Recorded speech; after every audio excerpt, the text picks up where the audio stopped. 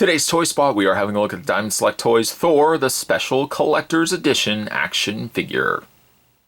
Slightly an older Thor, slightly a more classic look of Thor. Thor comes what looks to be displayed with some sort of stone display stand. Of course, he comes with also his hammer Mjolnir, and comes with from the folks over at Diamond Select Toys. Spin around the side of the package. Very classic, that almost looked Kirby. Very classic design of Thor on the side there. And we spin around the back. Yes, it is an older figure. The read-up says, ages ago Odin, the lord of Asgardian gods, desired a child who would one day exceed him in power. Odin wooed Gaia, the earth goddess, and from their union, Thor was born in a small cave in Norway. Odin took him to be raised in Asgard by his wife, Frigga. Thor grew in power and popularity amongst the Asgardians, and on his 8th birthday, Odin had the hammer Mjolnir created for his son. Enchanting with the powerful magic, Odin decreed that Mjolnir would be presented to Thor when his son had been proven a worthy warrior. After spending the next 8 years training and performing heroic deeds, Thor was given the hammer and declared the greatest warrior in Asgard. Other figures available, there is the Barbarian Hulk, which looks like it's a tooling to the previously released, I think that was the Disney Store exclusive regular Hulk, and also there is Rhino. To check out more from Diamond Select Toys, you can go to www.diamondselecttoys.com. Spot's going to take a break. I'm going to get this opened up, and when we come back, we're going to get a better look at Diamond Select's Thor, the Special Collector's Edition action figure. There's more anyway, guys. Don't go anywhere. Stay tuned. The very first thing we'll have a look at before we have a look at Thor is the inclusion of his display stand. For the most part, it's not a bad display stand. It's obviously hollow underneath, but it serves the purpose it needs to serve, as there's a point on the top. There's a peg point right at the top here that you can take Thor and attach his foot to. It doesn't look like he has any other peg point on there, so it's just the one to keep Thor standing on top. Good way to display the piece too. Especially the fact that you can have, again, Thor wielding Mjolnir, and you can have it obviously poised, where you can have the hammer more so up, and you can have Thor, of course, displayed like that. It's a good way to display the piece. I like that. The coloring, I'm not sure if I like the coloring on it. It's this blue color mixed with a little bit of purple. If it had just been more a gray, I probably think I would have liked it a little bit more, as opposed to, kind of looks like it's got, I don't know, it kind of looks like it's just got like spray paint on it.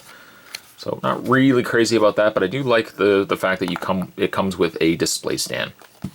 Put that to the side. Of course, hammer intact. We'll just remove Mjolnir from Thor's hand. How I can wield this, I must be of a clean soul. I don't know really what, I can't remember again the stipulations for wielding Mjolnir. Mjolnir's a little smaller. The end of the hammer, the actual hammer end of it, is a little smaller than some of the other Thors that we've seen in the past. Cast what looks to be in black plastic, and then they've painted the handle brown, and then given this nice gunmetal gray color to the end of the hammer. Nice touch, I like that. He only really is able to hold the hammer in one hand, as the other hand is opened for not really holding anything, but more for dynamic poses. Mjolnir also is a little problematic to get into his hand, because you have to kind of force it down through his fingers. But you can see how his other hand is just opened. It doesn't really serve so much of a purpose, but again, like between the articulation and the way he's designed, you can kind of have the hand up, Mjolnir up in the air. Good way to display him that way. This figure really screams like old Toy Biz, like Marvel Legends design. Part of it I really like. There's one thing I'm not super crazy about, but the overall look is something I really gravitate towards, just because it's got that classic look. His cape is very wide, blows out to the sides. It's not even a straight cape, and I like that. I think it fits this character better than having a very narrow cape. Again, it's that real classic design that I'm really digging on this piece.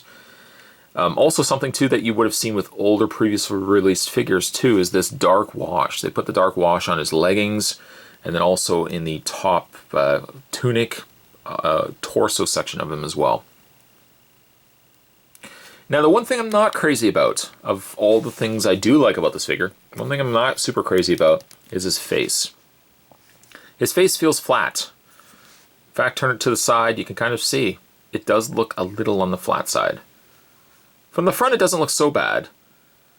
I feel like his eyes are a little higher up going on there, but this, the hair works well, the helmet works really well, but I do feel like from the side profile, perhaps you may never display him like that, but from the side profile, I do feel like his face is just on the tad flat side. His nose, I just don't feel like he's got enough definition that his face should really stick a little bit further, but it just seems like everything here is very, very flat.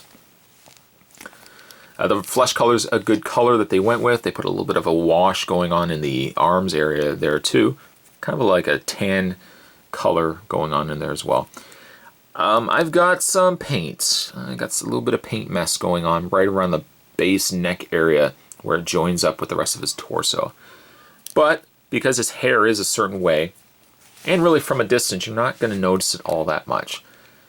You know, you can nitpick stuff like that, but you know, at the end of the day, when you have the figure far enough and he's got really, when you get him in a display, you're not going to notice that there's that little bit of paint. It's a shame it's there, but I'm not certainly devastated by the fact that it is. The colors are very primary red. He's got somewhat primary blue in the legs, and then he's got the primary yellow. Like, it's very classic, very Kirby designed Thor going on here. In the way of his articulation, head is on a ball joint. Not limited really by the sheer size of his cape. It doesn't seem like it limits his head articulation. Arms are also on a peg joint. They move out. A little stiffer, but they do move out. Swivel at the arm. Nice double single bend at the elbow. Swiveled at the wrist. Swiveled waist. And then legs that are ball jointed, but you struggle a little bit more. They move out easily enough, but you kind of have to rotate the legs again to move them forward.